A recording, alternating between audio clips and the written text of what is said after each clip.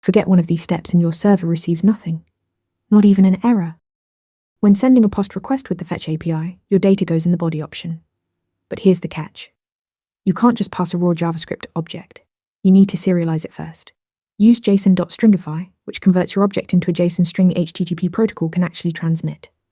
Without this step, Fetch will ignore the object or send something the server simply can't understand. You also need to tell the server what format you're sending. Set the content type header to application/JSON. Without this header, the server doesn't know how to interpret the request body. It might silently ignore it, return a 400 error, or parse it incorrectly, even if your JSON is perfectly structured. JSON isn't your only option.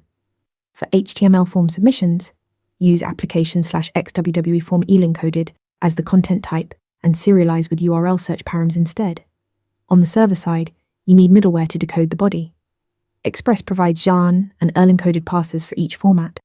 Without them, request.body will simply be undefined. Serialize your data, set the content type header, and configure server middleware. That's the complete recipe for sending POST request bodies. Want to get better at answering questions like this? With Interview Mentor, you practice real interview questions out loud. You get personalized feedback and a grade on every answer, and you can track your improvement over time.